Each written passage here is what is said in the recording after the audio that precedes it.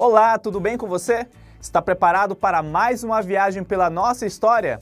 Então venha comigo, professor Daniel. O meu sinal na comunidade surda.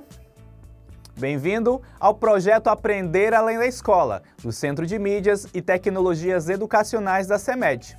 Hoje, iremos estudar sobre a chegada dos portugueses na Amazônia. Para entender como se deu essa chegada dos portugueses na nossa região, precisamos ir para 1494, quando foi assinado o Tratado de Tordesilhas entre Portugal e Espanha. Você deve lembrar dele, falamos sobre esse assunto na nossa última aula. De acordo com esse tratado, uma parte muito pequena da Amazônia ficou para Portugal, enquanto a maior parte ficou sob domínio espanhol. Essa linha em vermelho cortando a Amazônia representa o Rio Amazonas. Ele é a principal entrada para o interior da região amazônica. Você lembra quem é tradicionalmente citado nos livros de história como o descobridor do Brasil? Aquele que teria chegado primeiro aqui em nossas terras? Por muito tempo, falamos que foi Pedro Álvares Cabral, não é? Pois bem, primeiro, esse termo descobrimento é usado de forma errada. Afinal, como vai descobrir um lugar já habitado? Os indígenas já moravam aqui, ou seja, ele não descobriu o Brasil. Então, poderíamos dizer que ele comandou o primeiro grupo de portugueses que chegou aqui no Brasil.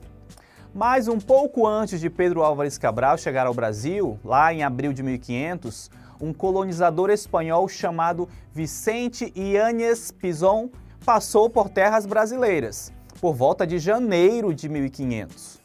Mas, como estavam demarcadas por Portugal, de acordo com o Tratado de Tordesilhas, e por ele ser espanhol, não se deu muita importância para o fato, tanto que consideram o português Cabral o primeiro europeu que chegou ao Brasil. Pinzón, respeitando os limites do tratado, seguiu rumo aos domínios espanhóis, com a finalidade de descobrir terras e tomá-las como posse em nome da Espanha. Vicente Pinzón foi o primeiro explorador europeu a chegar à foz do rio Amazonas. Pedindo ajuda à nossa disciplina de geografia, vou explicar rapidamente o que é uma foz. Foz é o ponto onde o rio encontra o mar, um outro rio ou uma lagoa. No caso de Pinzón, ele chegou no ponto em que o rio Amazonas deságua no Oceano Atlântico. Quando Pinzón se deparou com a correnteza que o rio trazia de água doce para o mar, o chamou de Rio de Santa Maria del Mar Duche. Pinzón fez uma breve passagem de 2 semanas no rio e continuou sua rota rumo ao norte, pelo Oceano Atlântico, a fim de seguir a missão e tomar posse de mais terras para a Espanha. Até o ano 1570, várias expedições espanholas chegaram à Amazônia. De todas elas, apenas 2 percorreram o rio Amazonas. Uma delas foi em 1542, comandada por Francisco Orellana. Essa viagem saiu de Cusco, no Peru, e passou por Quito, no Equador, e seguiu pelo Grande Rio até passar por Belém e seguir rumo à Espanha. A segunda expedição a fazer uma viagem completa foi iniciada sob o comando de Pedro de Ursúa em 1560, saindo de Lima, também no Peru. No caminho, Ursúa foi assassinado e Lope de Aguirre seguiu comandando a expedição. Essas 2 viagens foram cercadas de muitas histórias. Diziam que lá para as bandas de leste de Quito havia um tal de Eldorado, um lugar onde havia muito ouro e riquezas. E como sabemos, os espanhóis tinham a intenção de acumular mais riquezas, por isso estavam investindo em conquistar novas terras e as suas riquezas. Só que no final das contas não encontraram nada de ouro no caminho. Os companheiros de Orellana passaram muita fome, pois a comida acabou no meio da viagem. A de Pedro de Ursúa e Lope de Aguirre também procurava ouro. Além de terem matado muitos índios e destruído aldeias, os próprios tripulantes brigavam entre si. Dessas viagens, há muitos relatos que foram importantes para termos registros sobre os povos que habitavam a região, mesmo sendo escritos sob o ponto de vista deles. Esses relatos muito contribuiu. Um detalhe interessante da viagem de Francisco de Orellana, por exemplo, foi em relação ao nome do Grande Rio, que passou a ser chamado Amazonas. E você sabe o porquê? Lá na Grécia, relatos dizem que as Amazonas eram mulheres guerreiras, presentes em diversas histórias da mitologia grega. Falavam que elas tiravam um dos seios para facilitar o uso do arco e eram também excelentes na montaria de cavalos. Não sei se você sabe, mas a Mulher Maravilha, aquela das histórias em quadrinhos, também é uma amazona. Apesar de muita história fantasiosa sobre essas mulheres, muitos historiadores relatam sobre a real existência delas, como nessa ilustração, que mostra uma rainha das Amazonas, Talestres, visitando o rei Alexandre, o Grande. Ok, professor, mas o que isso tem a ver com Francisco Orellana e o nome do rio Amazonas? Segundo relatos do Frei Gaspar de Cabral, que estava acompanhando a expedição comandada por Francisco Orellana, um grupo de mulheres guerreiras que lembravam as lendárias Amazonas gregas atacou os espanhóis, próximos à foz do rio Nhamundá. Segundo Carvajal, nós mesmos vimos essas mulheres lutando como líderes femininas na linha de frente de todos os índios. As mulheres são muito claras e altas e usam cabelos compridos que trançaram e enrolaram em torno de suas cabeças. Eles eram muito fortes. Muito do que falam sobre elas se confunde com o real e o imaginário. Mas se sabe que essas índias eram chamadas de Icamiabas, por outros grupos indígenas. Não se sabe ao certo até onde elas eram parecidas com as Amazonas gregas. Mas, com essa história, Francisco Orellana resolveu batizar o nome do grande rio com o nome de Rio das Amazonas. Será que ele ficou muito assustado com aquelas índias guerreiras? Seguindo a nossa história sobre a chegada dos portugueses na Amazônia, a partir de 1578, Portugal passou por uma crise em virtude da morte do rei Dom Sebastião. E como não havia herdeiros ao trono português, essa disputa acabou ficando acirrada. Um parente próximo e que tinha apoio da nobreza portuguesa foi quem assumiu. Quem era? O rei da Espanha, Felipe II, a partir de 1580. E este mesmo Felipe também era rei de Portugal, mas ficou chamado de Felipe I. Como o rei Felipe detinha o poder sobre Espanha e Portugal, foi constituída a União Ibérica, que era a união dessas duas nações. Apesar de ser da Espanha, o rei se comprometeu a respeitar Portugal e seus interesses, ou seja, não deixaria que Portugal perdesse com essa União Ibérica. Interessante é que simplesmente aconteceu foi o contrário. Portugal se aproveitou dessa união com a Espanha e começou a avançar sobre os territórios espanhóis na América, desrespeitando assim o Tratado de Tordesilhas. Podemos dizer que Portugal chega neste momento na Amazônia para defender o território de invasores ingleses, holandeses e franceses. Opa, calma, calma, calma, eu sou só um pobre professor, tá? Não quero invadir nada de ninguém, vira esse canhão para lá, por favor. Esse canhão atual aqui, ele é do Forte do Castelo do Senhor Santo Cristo do Presépio de Belém. Nome grande, né? Mas ele é conhecido lá em Belém como Forte do Presépio ou Forte do Castelo. O forte recebeu esse nome como referência ao nascimento de Jesus. Deu para perceber, né? O forte foi a primeira ocupação militar na Amazônia. Após expulsar invasores franceses no Maranhão, Alexandre de Moura, comandante das tropas portuguesas lá em São Luís, ordenou que Francisco Caldeira Castelo Branco fosse rumo à Amazônia, chegando onde hoje é a cidade de Belém do Pará.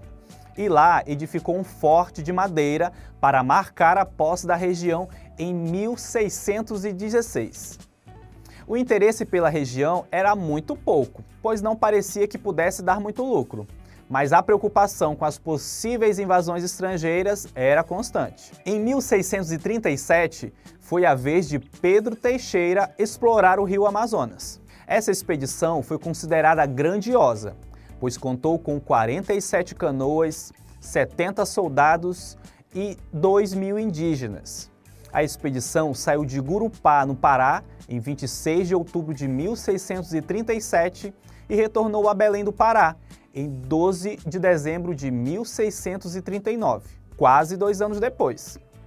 Durante a expedição de Pero Teixeira, o padre Cristóvão de Alcunha colheu todas as informações possíveis sobre os costumes dos indígenas, sobre a fauna, flora e geografia da região, registrando no livro Novo Descobrimento do Grande Rio das Amazonas. Este mapa, desenhado por Bento da Costa, foi proibido de ser divulgado, para evitar que outros usassem para desbravar a região. Essa expedição foi um tipo de rompimento quase em definitivo com o Tratado de Tordesilhas, pois no caminho da viagem de Pero Teixeira, a colonização portuguesa foi sendo iniciada na região, em especial com o estabelecimento de fortes e missões ao longo do rio Amazonas e seus afluentes.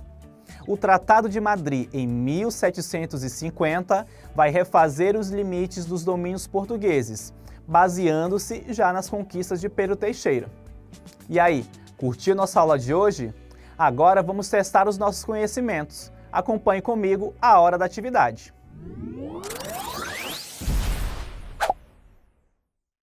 Atividade 1. Assinale a alternativa que identifica o nome do navegador espanhol que chegou à foz do rio Amazonas e cuja viagem tinha a finalidade de descobrir terras e tomar posse delas em nome da Espanha. Alternativa A, Pedro Álvares Cabral. Alternativa B, Vicente Yáñez Pinzón. Alternativa C, Francisco Orellana. Alternativa D, Pedro Teixeira. Lembrando qual foi o navegador espanhol que chegou à foz do rio Amazonas e que veio com a finalidade de descobrir e tomar posse de terras para a Espanha. A alternativa correta é a letra B, Vicente Yáñez Pinzón. Acertou essa? Parabéns! Vamos à atividade 2. O Forte do Presépio foi a primeira ocupação militar na Amazônia. Francisco Caldeira Castelo Branco chegou onde hoje é a cidade de Belém, do Pará, e edificou um forte para marcar a posse da região. Apesar do pouco interesse pela região, o que justificava a preocupação com a Amazônia? Alternativa A, as demarcações de limites do Tratado de Tordesilhas. Alternativa B, as possíveis invasões estrangeiras. Alternativa C, a instalação de missões e fortes. Alternativa D, a descoberta de ouro e riquezas. Lembrando bem da aula, a gente vai acertar essa fácil. A alternativa correta é a letra B. A preocupação que justificou a construção do Forte do Presépio foi as possíveis invasões estrangeiras. Acertou essa também? Parabéns! Vamos à atividade 3. Relacione os personagens importantes para a efetiva colonização da Amazônia aos aspectos abaixo. Nós temos 3 personagens importantes aí da aula de hoje. Na letra A, Francisco Caldeira Castelo Branco. Letra B, outro Francisco, Francisco Orellana. Letra C, Pedro Teixeira. Agora vamos aos 3 aspectos relacionados a cada um deles e vamos tentar relacionar. Considerado o conquistador da Amazônia, em sua viagem houve um registro detalhado de costumes dos indígenas sobre a fauna, flora e geografia da região. Estamos falando de quem? Lembrando bem da aula de hoje, a gente vai acertar essa facinho também. É a letra C, Pedro Teixeira. Ele mesmo é considerado o conquistador da Amazônia. E lembrando que houve aquele registro com mapa e livro também sobre os detalhes da região. A próxima, edificou o Forte do Presépio, a primeira ocupação militar na Amazônia, para defesa contra a invasão de estrangeiros. A alternativa correta é a letra A. Foi Francisco Caldeira Castelo Branco enviado para cá com a missão de construir um forte lá na cidade de Belém. Parabéns, você acertou. E o próximo vai ficar mais fácil ainda, hein? Fez a primeira viagem completa de Quito a Belém, percorrendo todo o Grande Rio, rebatizando em homenagem às índias guerreiras chamadas de Amazonas. Quem foi esse? Não precisa nem olhar para cima, mas a gente já sabe, né? Quem prestou atenção na aula de hoje sabe que foi Francisco Orellana. Acertou as 3? Parabéns! Agora, vamos lembrar um pouco do que vimos na aula de hoje. Chegou a hora da revisão.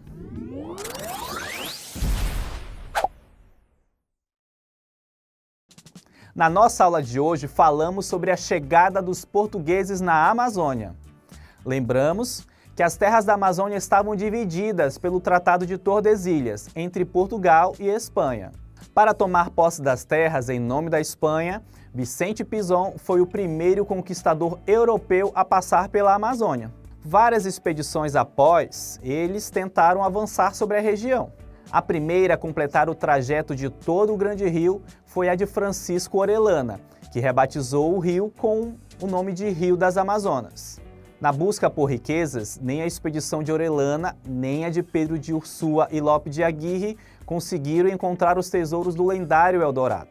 Com a União Ibérica, onde apenas um rei reinava sobre Espanha e Portugal, os portugueses aproveitaram dessa transição e foram avançando sobre os domínios espanhóis, traçados do Tratado de Tordesilhas. Portugal chega neste momento na Amazônia para defender o território de invasores ingleses, holandeses e franceses, mas se aproveita para demarcar o seu terreno na região. Nesse sentido, é edificado em Belém do Pará o Forte do Presépio, para marcar a posse da região e defender de possíveis invasões estrangeiras. A viagem de Pedro Teixeira em 1637 foi considerada a conquista da Amazônia, pois além de grandiosa, segundo o padre Cristóvão de Alcunha, que colheu todas as informações possíveis sobre costumes dos indígenas, sobre a fauna, flora e geografia da região, registrou tudo isso no livro Um Novo Descobrimento do Grande Rio das Amazonas. Essa expedição foi o marco colonizador português na Amazônia. Só digo mais uma coisa, essa história não acaba aqui, hein? Que tal se aprofundar ainda mais sobre esse assunto? Tem vários outros assuntos que ainda podemos descobrir sobre o que falamos na aula de hoje. Afinal, é muito bom conhecer a história da nossa Amazônia. Aguardo você na próxima aula. Um grande abraço. Tchau, tchau.